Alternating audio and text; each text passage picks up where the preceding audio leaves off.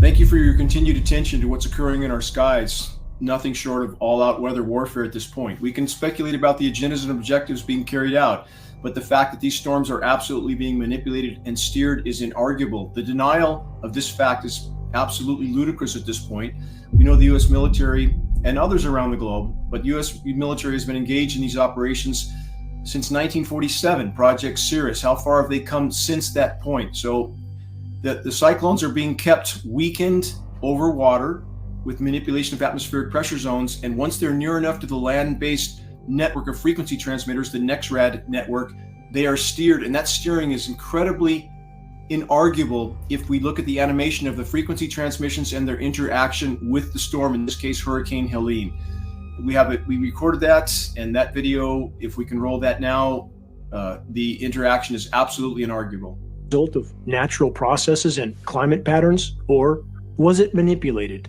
The circular blue flashes seen in this video are frequency transmissions from the NEXRAD network of transmitter installations. All available science evidence makes clear that atmospheric frequency transmissions can and do have a repelling effect on air masses, especially if and when the air masses have been seeded with electrically conductive nanoparticles. The brighter the blue flash from a frequency transmission installation, the more pronounced and powerful the repelling effect on any air mass or storm in the vicinity will be. Where there are no blue flashes, there is no transmission, thus no repelling effect, thus no resistance for a migrating storm. Translation: a migrating storm will be hindered from moving toward frequency transmissions and will easily migrate in a direction with no transmissions. So again, I ask, was Hurricane Helene's path and behavior just an act of nature, or was it engineered? You decide. The bottom line is it was directed there, as the transmission recordings clearly show. They kept that moisture corralled there to deluge in the same location. So again, these are patented technologies, and the fact that we have the entire so-called meteorological community denying that this is going on to protect their paychecks and pensions is absolutely criminal at this point. We know we have private defense contractors that are neck deep in the patents that manipulate these storms, Raytheon, Lockheed Martin. We know those two in particular do the weather modeling for the nation's weathermen, National Weather Service and NOAA. Again, both agencies have an illegal federal gag order on them. So at this point, this is an emperor has no clothes moment. That's the best description I can give for something that is so blatantly obvious and inarguable, can only be considered weather warfare at this point. And the fact that, again, the so-called science community is denying this manipulation is criminal. It's absolutely criminal, Colonel McGregor. Why do you think the Asheville area in particular turned out to be a target? Does it have anything to do with the mining operations there for lithium or quartz? Is that just coincidental? I'm just curious. Again, people in Asheville are asking these questions. They're trying to find a rationale for why they ended up being in the middle of this. Well, certainly it's hard to call anything a coincidence at this point, isn't it? I mean, we have so many agendas and objectives being carried out with every action of the military-industrial complex and the money printer bankers that fund them and control them ultimately. And we have a cyclonic rotation like this that does that kind of decimation inland, and yet we have in the record warm Gulf of Mexico, nothing develops, nothing spins or damages the oil infrastructure there. Why is that? We see any rotation that comes anywhere near the oil infrastructure is immediately broken up. Yet we have this type of scenario happening inland. So again, once you interfere with the climate system, the entire system becomes derailed, and we have a global network interfering with the system. We have documents at geoengineeringwatch.org, some hundreds of pages long, some nearly 1,000 pages long, documenting the international cooperation in these programs, even between otherwise adversarial nations. So again, they will try to hide and deny these programs until the last possible hour, Colonel McGregor, because if the public realizes the entire weather system has been derailed and is being manipulated, and no weather cataclysm can then be said to be natural, which means that you can't deny the connection of climate engineering for any event anywhere, the liability issue is incalculable. And so again, even this one issue that just happened in the Carolinas, how could you possibly even calculate the liability issue there when hundreds of people are still missing? I believe 100 already officially declared dead, but hundreds still missing. If this issue is brought out into the open, the fur is going to fly, Colonel McGregor. If you can do so, could you tell us about some of your recent discussions, conversations, briefings that you've had with political leaders from the states in question that have asked you what you think? First of all, what did they specifically ask you, if you can tell us, and how did they respond to your answers? Yes, Colonel McGregor, I had an hour conference call yesterday with the representatives and senators from the Carolinas, and we presented the data to them to answer their questions about how this manipulation occurs. They realized this was not a natural event. They're trying to digest the fact that their states were literally under assault from weather modification operations that are clearly connected with DoD operations, and we can speculate again on the agendas and objectives being carried out, but the fact that the storm was manipulated is absolutely inarguable. We know that technology to stop these rotations from even occurring has existed for decades with the manipulation of atmospheric pressure zones. HAARP in Alaska is one example many people are familiar with. That's an ionosphere heater.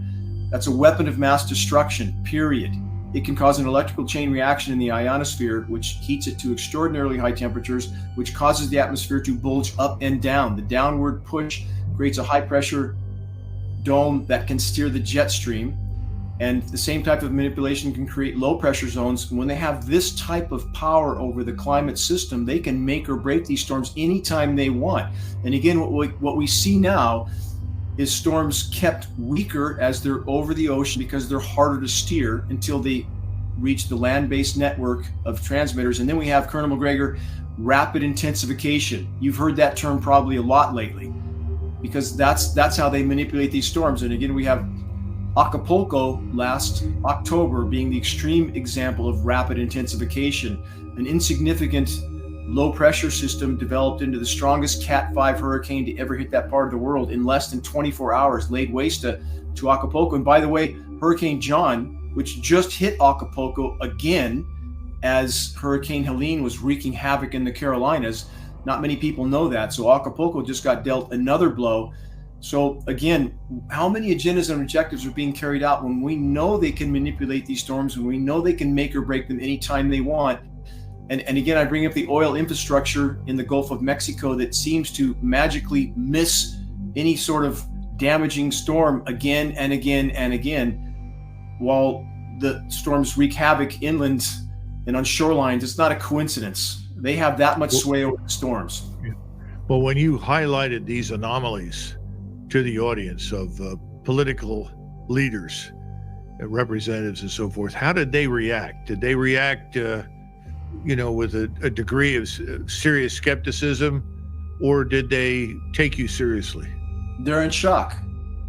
They're in shock because when you realize that you're literally at war with those who control the federal government, how does one digest that? And when we go all the way back to, again, as I've referenced many times, 1962, 62 years ago, Lyndon Johnson, President Johnson, then stating we had the power to control the world's cloud layer, and he who controls the weather controls the world. We're seeing this happen all over the globe. We're seeing countries like Dubai, as you remember recently, got 2 years worth of rain, 2 years worth in 6 hours, right after they decide to ditch the dollar. Is that a coincidence? We see this kind of event over and over. So climate engineering is the crown jewel weapon of the military industrial complex because they can and are bringing populations to their knees without those populations ever even knowing they're under assault, and they blame it on nature. That's why this is such a coveted weapon, and they're not about to give it up, even though it's destroying the ozone layer, contaminating the entire planet. Every breath we take is contaminated with climate engineering fallout. Part of that is nanoplastics. Anyone who looks, I challenge your listeners to look, nanoplastic contamination, human organs. We know it's showing up in the brain, all of our organs, and we know there's decomposing plastics in the environment. We're not denying that. But when you have this type of ubiquitous contamination of nanoplastics that appears to be a manufactured particle, that's not just decomposing plastics. So again, this assault is not just environmental. It's it's a contamination of virtually the entire planet and all of us. Well, you you paint a very grim and frightening picture, and I'm sure that's necessary to get people's attention. Now that you have people's attention and you're talking to an audience inside Our Country, Our Choice, but also this will eventually go out to others. What do you want American citizens to do who are listening to you right now? What do you recommend that they do? I'm asking them to behave as if they're fighting for their lives, because they are. And I can't take the long way around the barn with this. Just too many people want to pretend there's some happy ending if we just take a few meager steps in a particular direction or post something on a blog somewhere. We have to absolutely bring this issue out into the full light of day. That's the only chance we have of stopping it from the inside out, so that those participating, and this is so very key, our military brothers and sisters and defense industry families and participants there, so that they understand that they're participating in their own near-term demise. We have to push this issue out into the full light of day, Colonel McGregor. And this issue is connected to so many other lethal immediate threats. For example, the disintegrating ozone layer. We are getting UVC on the surface now. That's the last spectrum of UV radiation before X-ray. Climate engineering is the core causal factor, not just the sprayed particulates, which cause an oxidative effect on the ozone layer, disintegrating it, but the frequency transmissions that are being used, just like you saw with Hurricane Helene, all of this destroying the ozone layer. Now we're susceptible to a CME, a coronal mass ejection, because we don't have the atmospheric protection. Not only is it frying plants, foliage, insects, plankton, but we're susceptible to a large coronal mass ejection, which would shut down grid power around the globe, which would cause nuclear power plants to not be able to cool themselves. And now we have Fukushima times 100 or 200. So from every conceivable direction, what's happening in our skies holds all of our futures in the near-term balance.